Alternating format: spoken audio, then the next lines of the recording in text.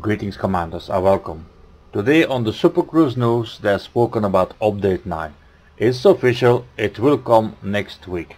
That is between 6 and 11 December. And they're spoken about things that will come in update 9. Among them is a universal limpet controller and the mission giver at settlements. I've taken a few examples out of the whole Super Cruise to make it short to show you how it works.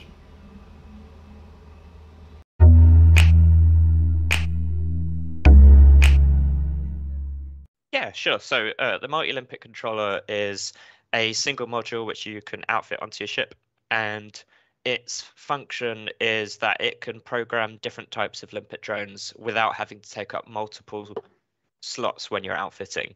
So we've got quite a lot of different limpet controllers in the game, and the multi-limpet controllers will be able to program 2 or 3 or even more types of limpets depending on what their function and multi-limpet type is.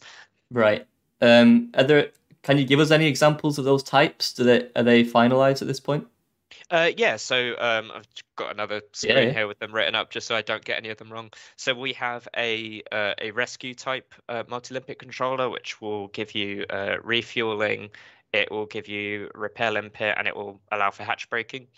So that would be the perfect sort of multi-limpet controller if you wanted to go to damaged or attacked megaships and you want to get involved with hatch breaking some of those escape pods out and helping the rescue ships there. It also helps if you just want to be going through and checking for distress call USSs. You can drop into those, refuel, repair anyone that needs help in that sense. That's the sort of direction we've tried to take with the multi-limpet controllers, is they're sort of set up to be role fulfilling. So when you want to go out and do a certain thing, you don't have to think, oh God, I've got to fit all of these different limpet controllers onto my ship to fulfill this one role. Right. You can actually just get the right multi-limpet controller and then take on that role. Yeah. I guess that's a decent segue into talking about the single-use limpet controllers that still exist in the game. How have you gone about and sort of, where's the challenge in balancing this new, sort of multi-limpet controller that can do all these things and still having the other ones in the game? Like, how do you work that out in terms of, we need to make sure not everyone just switches to this and this is the only thing that people use now? Yeah, so we definitely didn't want to make the existing limpet controllers redundant. That's completely not what we want to do. So we have the multi-limpet controllers go up in size, and we have size 3s for the standard multi-limpet controllers, and at size 7 we have the universal limpet controller, which will be able to control and program all limpet types. So setting them at those sizes immediately means that when you want to just grab a size 1 limpet controller for a single activity, you just want collector limpets, you're still saving size on your ship by not having to outfit a larger limpet controller. The other thing which we've made sure to do is set them up so that if you're outfitting a multi-limpet controller, which is a size 3, and let's say that you picked up the rescue type and you're going to be using the collector limpet program, if you're using that, it will be less efficient than if you were to get a standalone size 3 collection limpet controller. Right. That's effectively how we've balanced it. So the multi-limpet controllers will save you space, but they will be slightly heavier and they don't perform any specific task as well as a dedicated limpet controller. Okay. So yeah, there's still definitely use for having those single types if you want them. Okay. Oh, completely. Yeah. And you can also there's nothing stopping you getting a multi-limpet controller and then supplementing that with a standalone controller on top of that. You could say that you've got the rescue limpet controller, but you also do a bit of mining and you want a prospector controller separate, but you don't want to go out and get the mining multi-limpet controller. Right. So you get the prospector to just go on top. Cool.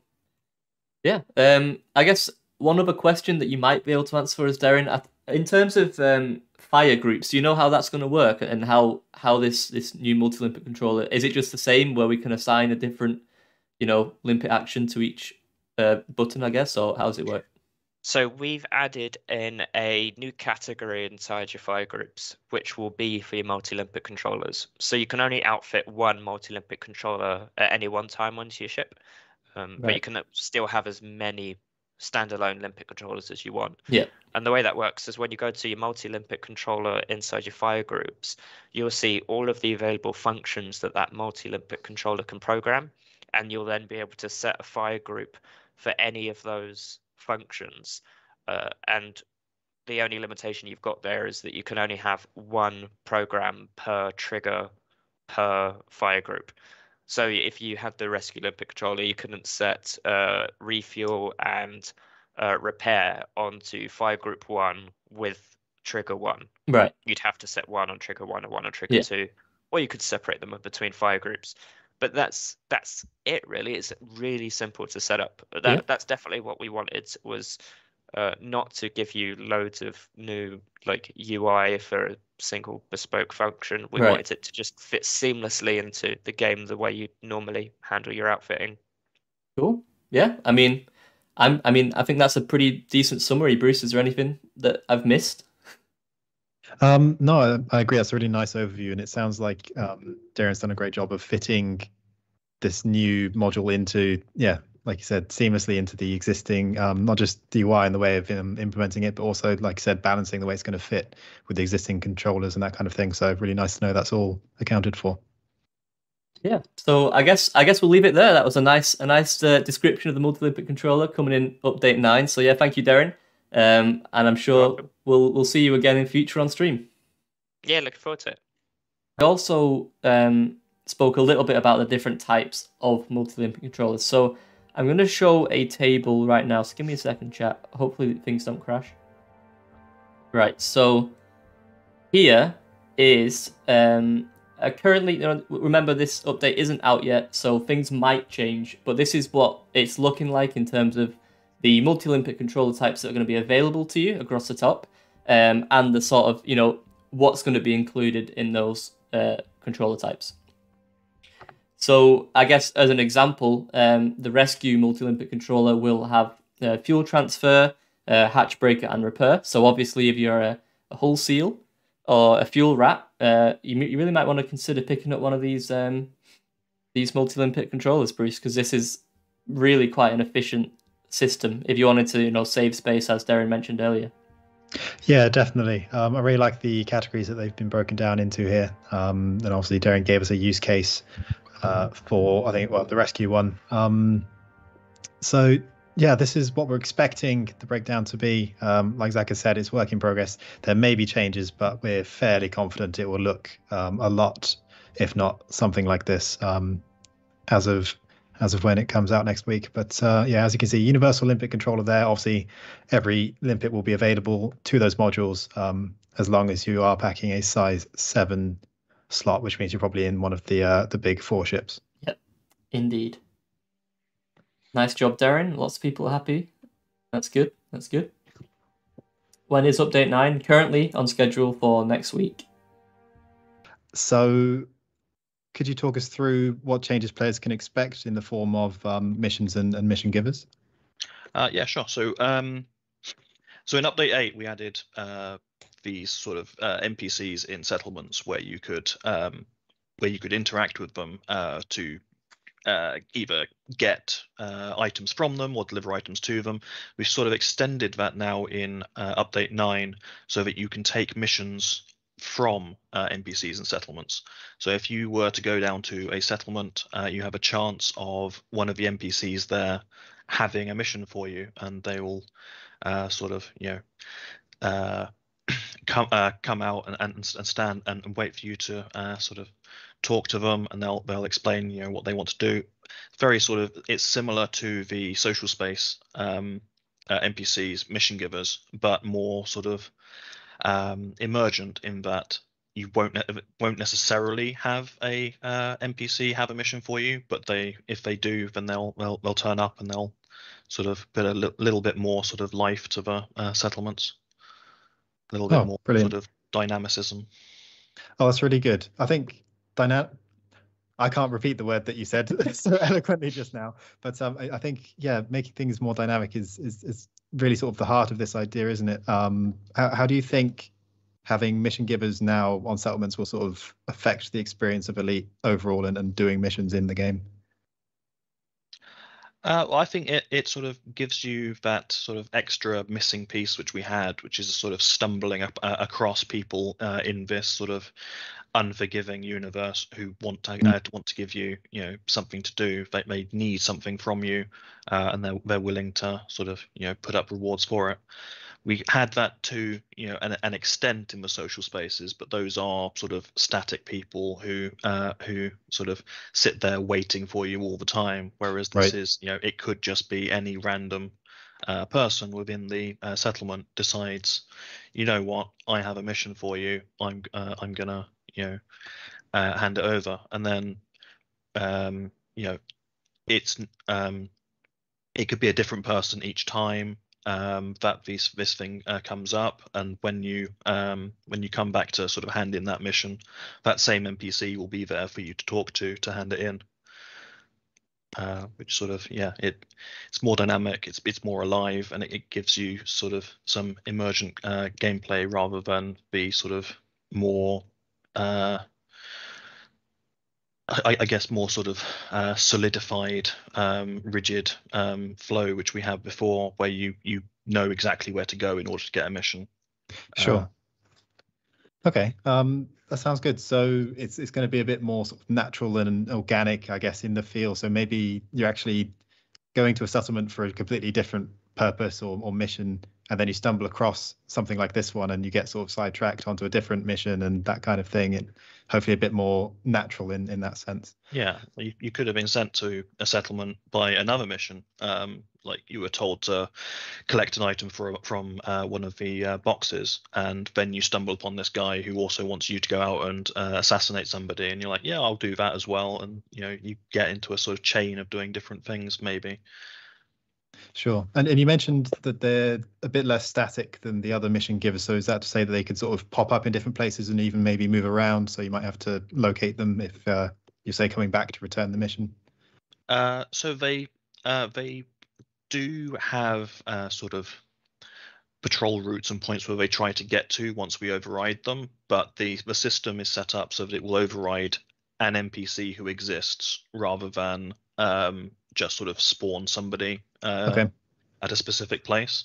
So they could be on the other side of the settlement, and they decide, actually, I'm a mission giver now, so I'm going to go walk over to this place.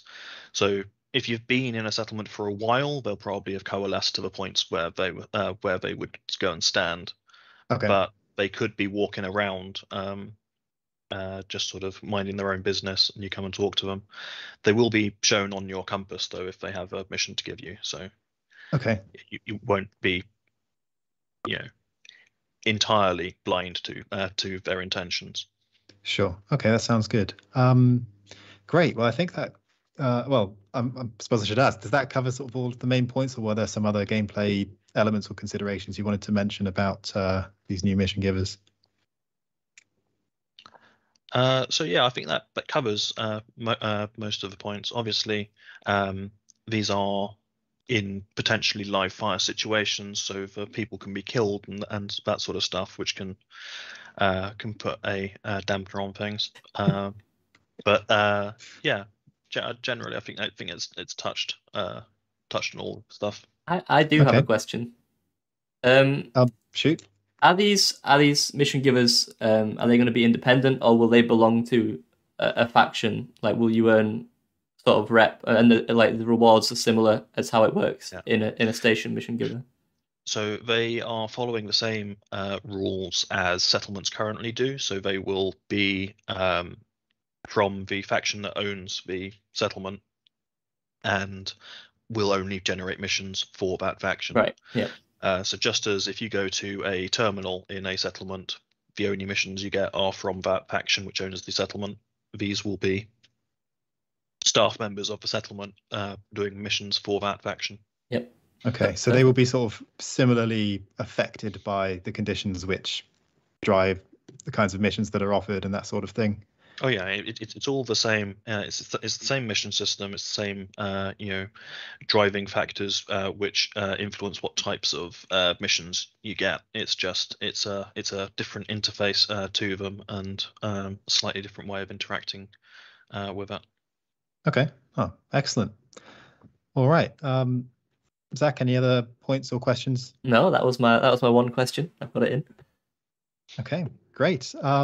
Well, I'd like to take this moment then to thank you very much, Dom, for joining us and for all of the work you and your team have done to implement this in Update 9, as well as the previous work you've done to date on missions.